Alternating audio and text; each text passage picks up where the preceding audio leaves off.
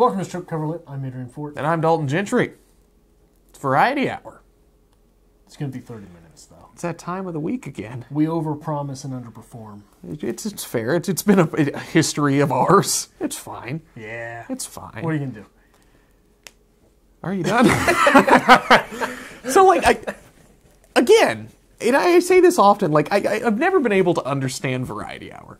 So, we just said we just, want to have a moment. It's not that you've said this before. I say it every week. You say this every week now, Dalton. But it never fails. For some reason, people just dig Variety Hour.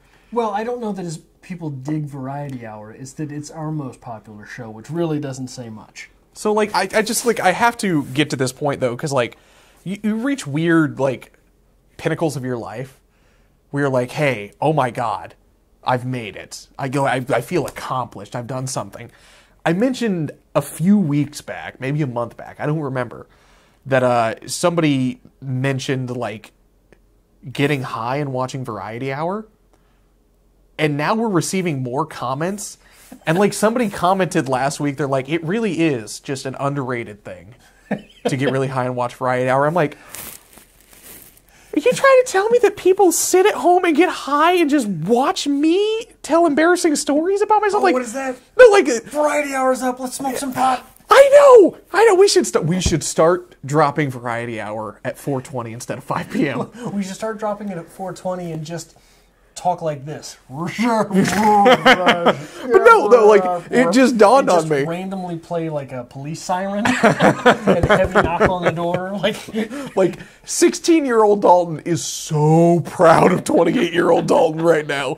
So proud of what he's doing with his life. And 45-year-old Dalton hates me right now. He's still trying to get a good job, and this is haunting him forever. He's still trying to get a good job and can't pay the bill. You understand there's no savings. I've always come to the conclusion, at one point in my life, I'm going to interview for a good job. And, I'm going to be the candidate, and they're going to somehow stumble on this. They'll just Google you. And they're going to call me back for the interview and just, turn the monitor and be like, well... Is this you? You got all those videos, don't you? Oh, there's no way they'll make their way through all of them. That's our defense. There's no way. I mean, if anybody finds this, they'll be like, not watching that. I used to have people at work all the time would somehow, because I worked with a lot of people in a big place. They'd stumble on this, and they'd come up and they'd be like, I found you on YouTube. I'm like, good for fucking you. And they're like, do you do this often? They're asking all these questions. I'm like, yeah, so what did you watch? Did you enjoy? He's like, I didn't watch any of it. I don't know how people find us. I think it's weird. And the thing that gets, so again, you said this. You go through little revelations when you do something like this. People from where we're from don't do this. True. You look at YouTube channels in the United States, 80% of them are in California. Yes. You know what I mean? Yes. They're not in the Midwest, people doing this. So a lot of people don't really understand YouTube. A lot of people don't understand that hitting the subscribe button doesn't mean you have to pay $4.99 a month. Correct. You know what I mean?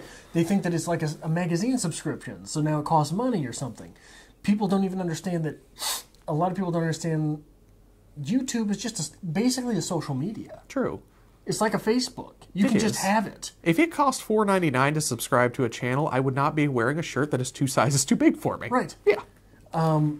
It's just, so you go through these small revelations, and it's never really hit me on a Hemingway review, right? Okay. Someone's interested in Hemingway, they found the channel. It's never really struck me on the Harry Potter read-throughs. Harry Potter's very popular, they found a Harry Potter video. But people who comment on Variety Hour and only comment on Variety Hour, don't get me wrong, I mean, I've got weird little channels on YouTube that I watch too, and I'll only consume this thing from that channel, right? Because it's what I'm interested in that these people do. I can't imagine where you must be in life that us two assholes talking about nothing for 30 minutes is how you found this channel. But I'm sorry. But it was just one of these things where someone had commented on Variety Hour and mentioned where they were from. And they were from some other country. I can't remember, somewhere in Europe. I can't remember. And I was like, I've never seen this person comment on any other videos. I know I've noticed their comments on Variety Hours. This is a person from halfway across the world that watches Variety Hour. Yeah, just watches us like make fun of each other. It's weird. It's weird. It's a weird feeling. And since you came back, like, it's not even really much making fun of each other because I'm afraid I'll upset you and you'll leave again. That's fair. It's That's me fair. making fun of me and you making fun of you. My feelings hurt easily. It's all right. I understand. I got Thank you. Thank you. I appreciate you. And, you know, it still never fails me because, like, there's always, like, the telltale signs of someone who's, like, just, like, scraping that the tip of the iceberg of strip cover lit because they're always like, y'all a couple? I think y'all a couple. And I'm like, we've addressed this at least 30 times in the past. I'm not going to correct you. No, we'll keep addressing it. It's fine. It's fine. You can think it. I don't Yeah, mind. most people just assume it anyway. I believe, like, even my family assumes it at this point. They're like, oh, Well, it so doesn't you're going to help. go film this week. It doesn't help that you found the female Adrian to be in a relationship with. This is fair. This is absolutely fair. And, you know, I was thinking about that. Not that you being in a relationship with a female Adrian, but the whole, do you correct someone when they think you're a couple or not? Like, it doesn't bother me. Not particularly, you know what I mean? Like, but it reminds me of, remember when we had that ultra-feminist professor? Oh, yes. And she hated when anyone called her Mrs. Oh, yes. Because, A, I'm a doctor. B, I am no one's Mrs., right?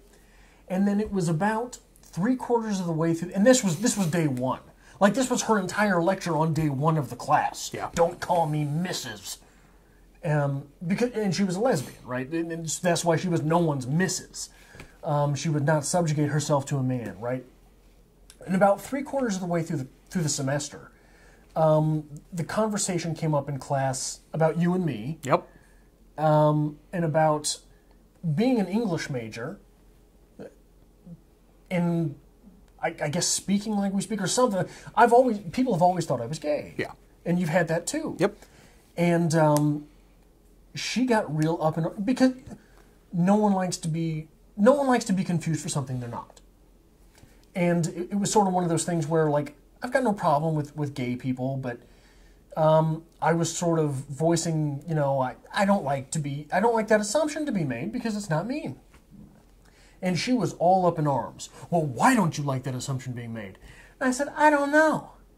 I just don't think anyone likes being assumed that there's something they're not. Don't you, Mrs. Siebler? End of conversation. Yeah. It died. Do you remember that day? I do. And she just pivoted towards something else in the class. So, like, if you don't know, like, what you see on Variety Hour, we went to college together. That's how we met.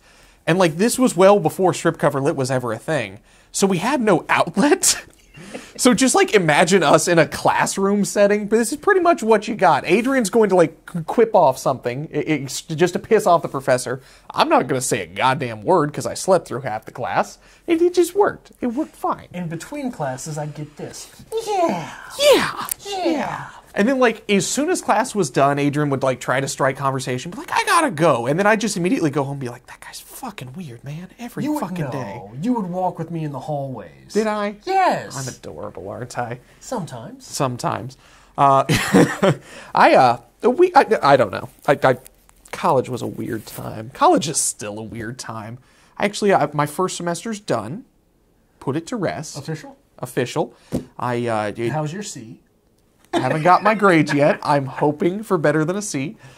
Finished out the semester, and, like, this was, like, the beauty of, like, the grad school experience, and, like, I'm so excited if any of the other students in the class, like, happen to stumble upon this video because they fucking hate me.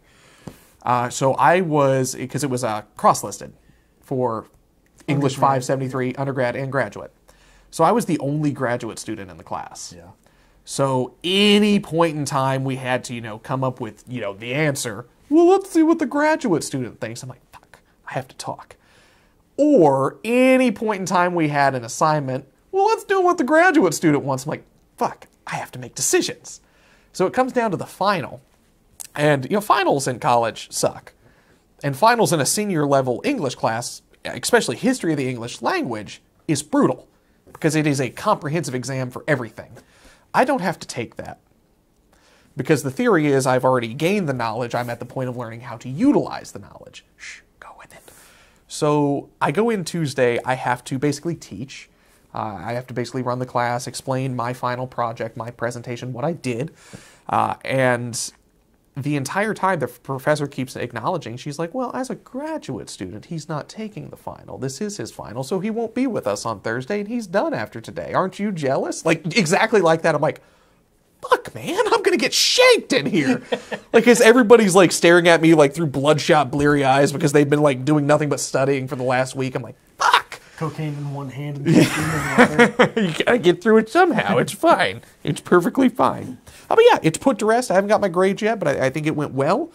Yeah, it was an experience. It was weird going back. Yeah. Weird going back after 6 years. Yeah. Yeah. Bit of a break in between there. Yeah, welcome to my entire experience with college. Yeah, suddenly I actually have to be responsible and have to attend class because I'm paying for it out of my own pocket. And have to hold your professors to a high regard. Yeah, and like I have to contribute because like suddenly I am next to the professor, the authority in the class. I'm like, what the fuck is happening here, man? I don't know what's going on. I wore my strip cover lit hoodie a few times though, just like seeing if anybody might be like, oh, what's strip cover lit? I'm like, let me tell you what strip cover lit is. Have I got a story for you? Don't worry, nobody said anything. So anyway, it was an experience. Glad I did it. We'll see where we go after this. Yeah. It's going to be interesting what that decision is. Yeah. Have you made a decision as to why you're going back yet? So what you're going back for? I guess that is a more proper question. So I really want my master's. I really do. And there's no benefit to me to get a master's. There is not. It's not going to get me a better job, in theory, in this area. I'm not looking at, receiving any kind of raise or anything at my current job for being more educated. I just want it. I want it for me. And the college that I'm currently at only has a master's in written communication, which seems better. It's applicable. It's applicable. You can do something with that, but that's not what I want. I want my master's in literature. So I'm thinking about going to a different college to finish up my master's there, get it in literature, but I have to take the GRE for language, for literature, which is fucking brutal. So the goal is we are going to spend a semester working on the GRE, studying up for that, take that, and try to get into the master's program. Or realize that the last 5 years of school that I've had have all been for naught, and I don't know a goddamn thing. Possibility. Well, you are, and it's difficult to talk about a passion project such as strip cover lit in this way. Mm-hmm. But you are in a weird, gray, entrepreneurial space with language and literature. True. Right? We've made no secret of the fact that being full-time on the channel is our ultimate goal. You don't have to have a master's degree to do that. You don't. Right? And if you do make this a full-time deal, it would be much easier in that facet to go back to school. It would. So you're sort of in a holding pattern here with life in general. It's back and forth constantly. Yeah.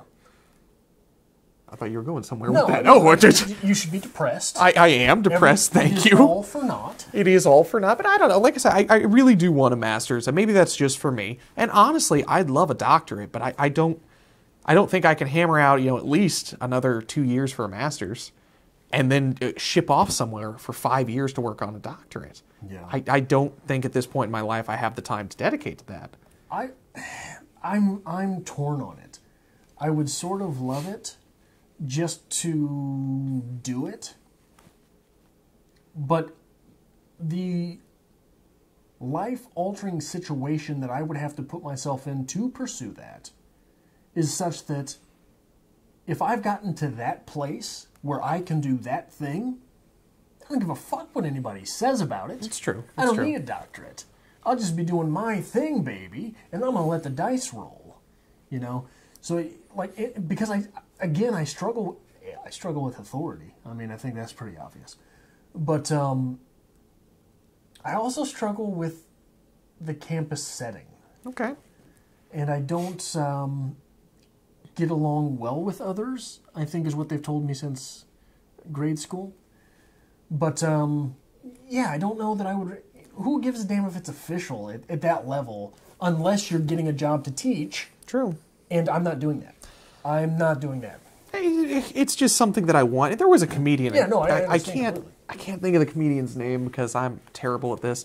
But he was talking about an English literature degree, and he's like, basically, I wrote somebody a check for $120,000 to give me a piece of paper saying that I know what Jane Austen's Pride and Prejudice is about, and I'd never read it. Yeah. And that's what it is. But that's your college experience, not mine. That's true. That's true. But the same semester where you wrote a paper on Anya Karenina. Anya Karenina. You wrote a paper on Moby Dick. I have never written a paper on Moby Dick, thank you very much. Yes, you did. Did I? Because, yes, Dalton, because I remember you came to class and you said, call me Ishmael. What are you talking about? Moby Dick. So did you just nick somebody's paper? Yes, I did. Okay, that's fair. Yeah. It was really weird this semester, like, actually applying myself to the class and, like, doing the reading and the research and the work. Because, like, I got done with it and I'm like, ugh, I'm exhausted. Yeah. This isn't right at all. I should be, like, half drunk by now. This doesn't feel like the right point in the semester. Here's the trick. Doing both. Hey, it's a gift. Because that's where I was. And see, that's the thing now. Like, I'm at a point now where I feel like if I do, like, let's say I'm going for a master's full time, I'm unfortunately too old to keep up with the kids at this point. Don't get me fucking wrong. I can still outdrink anyone, and I will put them to rest. I just have to pay for it the next day. I didn't used to have to pay for it, but now I do, and I don't like it. Have to pick up the tab and pay for it too. It's like a weird. It's like the combination of like my mother and father. It's how you create a Dalton. Like I have my mother's drinking ability, where like I can outdrink anyone, and I will stay up until the last person is done, and I will have a good time and make sure everyone is having a good time. But then Jim comes in, and like it gets to that point, I'm like, I really need to make sure no one dies. Like I need to call some taxis, I need to start cleaning up, and I need to be fine because y'all are a mess. So you go to the party, you do the partying, then you put your khakis on. Yeah. Like, I feel like at one point in time, I'm just going to, like, get out a pair of khakis and be like, all right, adult. Let's do this. I don't know. It's also been a weird thing lately is, like, used to always have people over and always had a party every weekend. At least had people over have drinks every weekend. And at this point now, like, I couldn't tell you the last time I had a good handful of drinks. And it always has become this thing. It's always, we're going to get Dalton hammered this weekend. And nobody could belly up to it. Yeah. And, like, it always ended up that I was okay and everyone else was dead. And I'm like, well, this weekend fucking sucked. I guess I'm going to clean up after the party and go to fucking bed. So I gave up. Sorry, I became old. Yeah. I don't know. I go to work and I attend class now. Clean the fucking house on Saturdays. Yeah. Yeah. Yeah? I don't know what happened. Well, Crippling realization I'm not as young as I used to be. not as good as you once were, but you can be as good once as you ever were. Yeah. Somebody mentioned in the comments, like, I like referred to my age. They're like, he's that old? And, like, that's the complete shift. Because, like, you used to refer to my age. I'm like, you're only 23? And, like, now they're like, you're fucking 28? I thought you were 23. I'm like, I don't know what happened. Like, I'm aging in reverse. I am Benjamin Button. You're buttoning. I'm buttoning everything. You're Benjamin Buttoning. Which is fair because at heart I'm like a 90-year-old man, so it's fine. It's fine. Anyway. Yeah. Anything new in the Adrian world? I've got a new haunt. A haunt? Yeah. So they closed a local library for renovations. Okay. And they reopened it recently. Okay. Looks a lot nicer. But, critiquing as I will, I was perusing the shelves. One copy of one book penned by one Ernest Hemingway. The Old Man and the Sea. It's a good book. It's a good book. The only Hemingway they've got. Oh. They've only got one copy. You weren't paying attention by the first part of that statement. Well, I was That's listening, fine. but it's fine. However, 207 issues of James Patterson novels. 207. An entire bookcase and 2 shelves. One Hemingway. One issue of Hemingway. Yep. I don't know if I can go back. My feelings have been harmed. It's a nice place, though. It's the only library I visited in Kansas City where there are young people not waiting on their parents to pick them up. Hey, that's something. Yeah. The small town library, I'm from a very small town called Cameron. And growing up, I used to go... Cameron, Missouri. I used to go to the library there, and like, you know, as I started like developing as a reader, you start looking for the Hemingways, you start looking for the Fitzgeralds. And like, I remember going there, and maybe it's changed since I've lived there, but I remember going there even when I was in college, and like, there was nothing, man. You could not find any of the classics. You could not find any good works of literature, but they had an entire section devoted to Harley Quinn romance. Yeah. And like, it pisses me off. And like, not saying, you know, like what you're reading is wrong, because I mean, if that makes you happy, that makes you happy. Reading is reading. But like, every time somebody's like, oh, you read, what do you like to read? And I start listing people, they're like, oh, I like Nora Roberts. I'm like, well, we're probably done with this conversation now, aren't we? You can move along. Yeah, because like, we're not going to have anything to talk about. I don't know. I don't like James Patterson. I don't like Nora Roberts. And it seems like what everybody gravitates towards. Maybe I'm wrong. Well, no, you're not. You can both be right, but I don't think you are. And like, I never knew what Harley Quinn romance novels were. Like, I thought they were just love stories. Smut. And my grandmother used to read them religiously. She'd sit in her chair while my grandfather watched his westerns. My grandmother would read Harley Quinn. And I thought she was just reading love stories. I'm like, oh, that's so cute, so romantic. And then I got older, and like, I picked up my first Harley Quinn and was just like looking at it, like, oh God, Grandma's watching porn in the corner. Yep. That is exactly what's been going on this entire time. All my childhood, she was just watching porn. She's reading about those rigid rods. Yeah.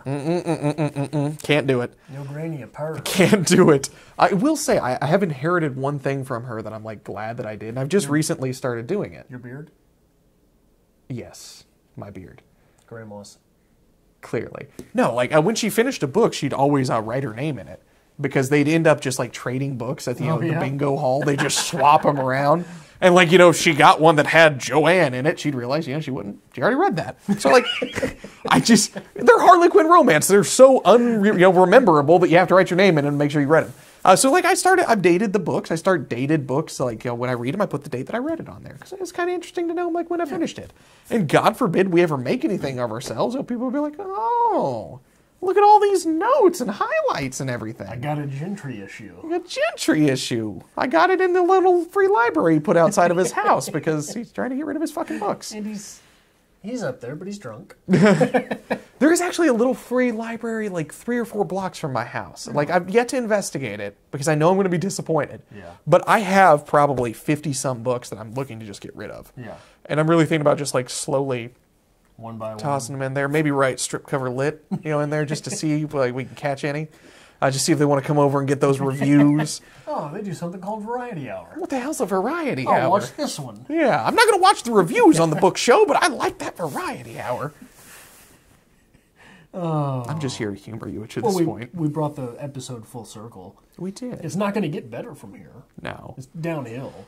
Like, it hasn't gotten better since episode 1 when we started this. I mean, it's just all been downhill at this point. You clicked on it. Don't blame us. I feel like every now and then, though, we have, like, a great Variety Hour moment.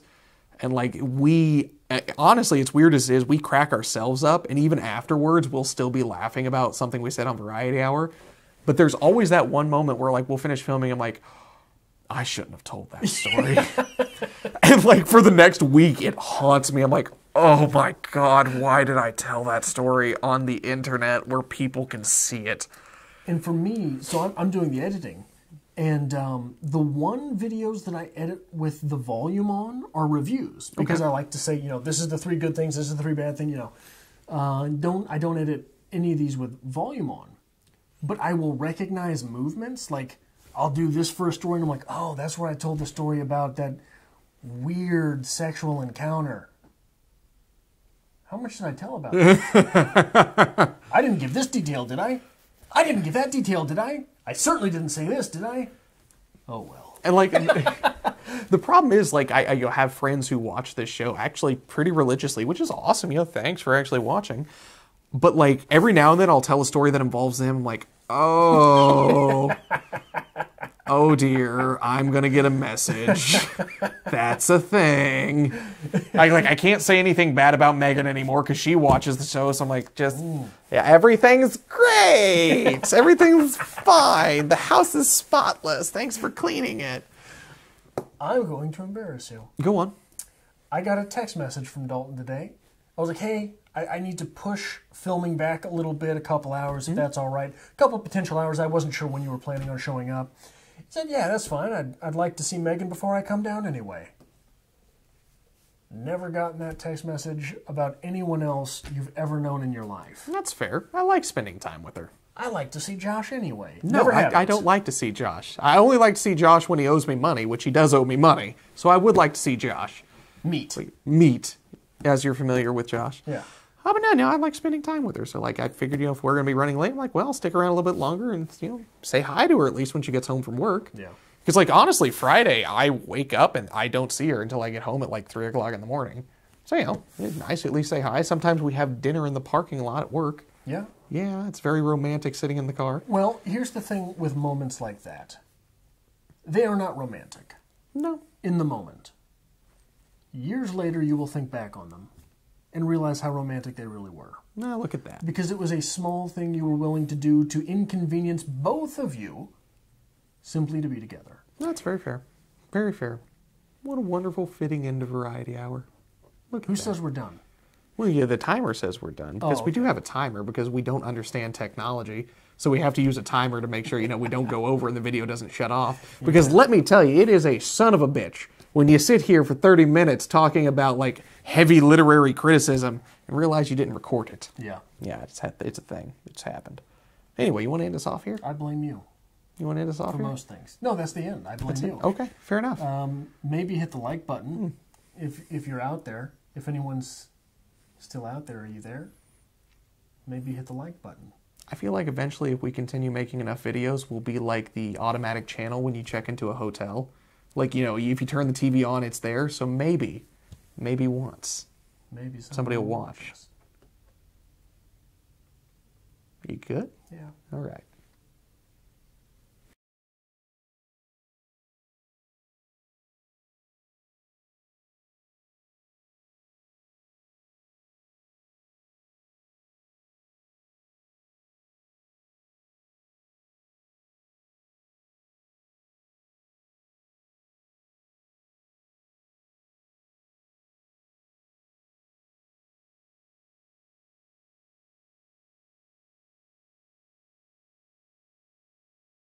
Ah, motherfucker. What did you do? Just like pull my fingernail back because I need to trim my fucking fingernails. Look at those, huh? Yeah. Sorry, I don't stay in hotels often, so I don't know how those kind of heaters work. I have no idea what I'm talking about. Just be sure before you leave, you put my money on the dresser. Yes, sir.